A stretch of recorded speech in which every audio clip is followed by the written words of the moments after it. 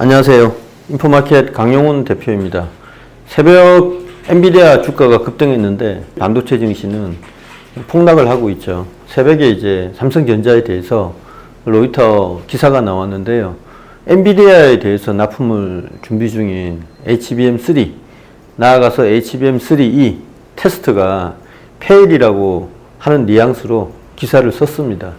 당장 이제 아침에 삼성전자는 부인을 했지만 삼성전자 생태계에 있는 주식뿐만 아니고 별로 관련이 없는 주식들도 다 무차별 급락을 했습니다. 우선은 일본 증시에 MJC라고 있죠. 니온 마이크로닉스라고 번역이 되는 회사인데 삼성에 디램 프로브 카드 납품하잖아요. 장중 8%나 급락을 했습니다. 이뿐만 아니고 이오 테크닉스, 그 다음에 TSE, 또 심지어는 상관이 별로 없어 보이는 HPSP 다 급락을 했거든요. 그래서 뭐 이게 무슨 일이냐 하면서 국내 이 반도체 펀드 매니저들도 무차별적으로 주식을 던졌고요. 외국계 자금들도 빠져나가는 모습이었습니다. 전체적으로 시장은 엔비디아 때문에 좋을 것 같은데 삼성전자가 HBM 생태계에서 아직 자리를 못 잡으면서 뒤늦게 놀란 투자자들이 투매를 하고 있는 거죠. 작년부터 제가 이런 거는 경고를 좀 했는데 사실 돌이켜보면은 이런 비극의 시발점이 언론, 그 다음에 애널들, 일부 애널들, 그 다음에 이제 삼성전자 자체 이 세 파트에서 문제를 야기를 한 거죠. 마치 뭐 삼각 편대로 정말 거짓말 시리즈를 펼쳐온 겁니다. 언론은 이제 광고를 받아야 되니까 그렇지만 이제 주가에 심대한 영향을 줄 수 있음에도 불구하고 삼성에서 하는 이야기를 그대로 받았었죠. 한경이나 뭐 이런 여러 경제지도 다 책임이 있습니다. 그래서 이것 때문에 주가가 굉장히 등락을 거듭했는데 사실상 외국에서 보면 이런 거는 중범죄죠. 그 다음에 애널들도 계속해서 희망가를 부르면서 다 됐다는 식으로 이야기를 했는데 그게 벌써 됐다고 하는 게 1년이 지났잖아요. 그래서 책임을 좀 느껴야 되는데도 계속 변명을 하고 있죠. 자기네들이 틀린 게 아니라고. 이런 걸 보면 한번 거짓말을 해서 어긋나기 시작하면 계속해서 어떤 변명을 가져와서 또 끼워 맞춥니다.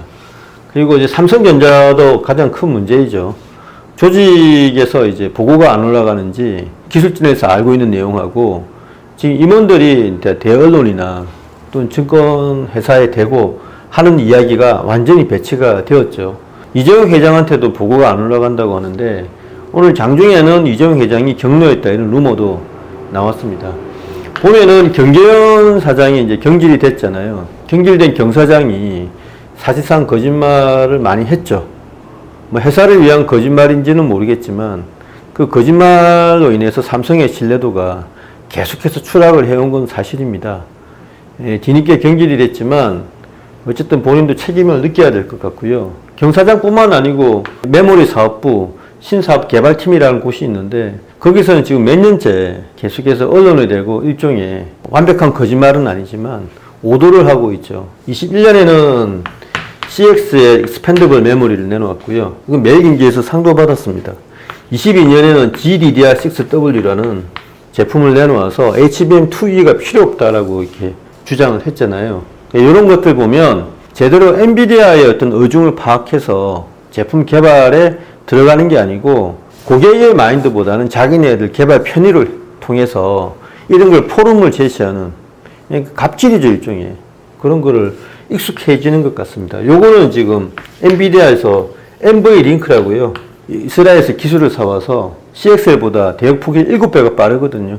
이미 그걸로 갔습니다. 그제 이제 발표 때도 이더넷 세르데스를 강조를 했는데 그게 바로 이 NV링크거든요. 이 말은 앞으로 CXL 안 쓴다는 이야기입니다. 그 용어를 잘 몰라가지고 애널들 중에 아무도 그 이야기를 하시는 분이 없던데 GDDR6W는요. 이게 이렇게 돼서 가로 2개, 세로 2개. 그러니까 2x2로 만들어진 일종의 메모리거든요. 그러니까 요거 사용하면 위로만 적층하는 HBM을 대체할 수 있다고 했는데 요것도 그 GPU 구조를 잘 몰라서 그런 거죠.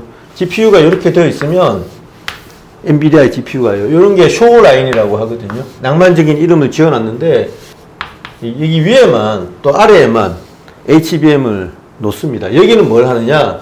이더넷 세르데스를 놓죠. NV 링크를 말하는 건데 과거에는 뭐 CXL도 약간 채용을 했는데요. 지금은 거의 뭐 NV 링크만 하는 것 같습니다. 보시면 여기 놓을 자리가 HBM이 위아래밖에 없죠. 그러니까 요거를 뭐 2x2로 쌓는 건 말이 안 되고 무조건 단층으로 적층을 많이 해야 되는 겁니다. 이런 것도 전혀 고민하지 않은 채 이런 실패한 기획을 막 내놓았죠. 이런 걸 보면 예전에 뭐 샤프라든가 도시바라든가 일본 회사들이 시장이 기회를 기울이지 않고 기술 지향적으로 막 신제품을 개발했던 그런 전철이 떠오릅니다. 어쨌든 지금 상황이 이런데 삼성전자가 굉장히 막중한 임무를 띄고 있습니다, 사실. 물론 제가 이제 SK 하이닉스가 기술이 더 우위다라고 말씀드렸지만 제 주변에 제가 SK 하이닉스에 대해서 그렇게 추천을 한 건 아닙니다. 무엇보다도 재무 구조가 좋지 않잖아요. 만약에 HBM이 없었으면 SK그룹은 굉장히 위험했을 겁니다. SK온에 대해서 완벽한 판단 착오로 인해서 천문학적인 자금이 소요가 되거든요. 그리고 앞으로의 경영 계획에서도 SK온은 무조건 안고 간다라고 되어 있습니다. 이런 와중에서 삼성이 흔들리게 되면 글로벌 메모리 시장에서 무게추는 급격히 마이크론 테크놀로지로 쏠릴 겁니다. 2035년에 한국의 글로벌 디램 시장에서의 점유율이 단자릿수로 떨어진다는 미국 내 보고서도 금방 나왔지 않습니까? 무시무시한 이야기인데 지금 한국의 출산율도 감소를 하고 있고 새로운 신성장 동력이 보이지 않는 상황에서 메모리가 흔들리게 되면 정말 위험한 상황이 오죠. 이런 상황에서 정말 삼성이 한골 탈퇴를 해야 되는데 지금 상황에서는 방법이 없습니다. 그동안 이제 이재용 회장한테 일종의 좀 보고를 제대로 하지 않았던 그런 임원들을 물갈이하고 새로운 시스템을 짜야 되겠죠. 이제 시간이 거의 남지 않은 것 같습니다. 작년에도 이런 말씀을 제가 드렸는데 골든타임이 거의 없다고 말씀을 드렸죠. 지금은 더 하죠. 시간이 거의 없는데 지금이야말로 AI 시대에서 삼성이 어떤 식으로 성장 동력을 찾을 것인지 계획을 세워서 그동안 책임이 있었던 인사들을 다 물갈이하고 새로운 삼성으로 나아가지 않으면 안 되는데 그 승부수를 이재용 회장이 만들어서 진행을 해야 된다라고 말씀을 드립니다. 거기에는 이제 주변 회사에 대한 정당한 생태계, 그러니까 일종의 약탈적인 관계가 아니고 상호 협력적인 생태계도 구축을 해야 되고요. TSMC처럼 삼성이 부족한 후공정 기술 그것도 외국으로부터 사와야 하고요. 그리고 이재용 회장이 뭐 미국의 IB 쪽에 진출한다는 산의 소문이 있는데 그런 것도 불식시킬 만큼 강력하게 메모리향으로 드라이브를 걸어야 될 것으로 보입니다. 삼성의 위기인데 지금은 이제 삼성이 어떻게 위기를 탈출하는지 그거를 이재용 회장이 보여줘야 되고요. 이제 투자자들은 어떻게 변하는지 그것만 지켜보면 되겠습니다. 네, 감사합니다.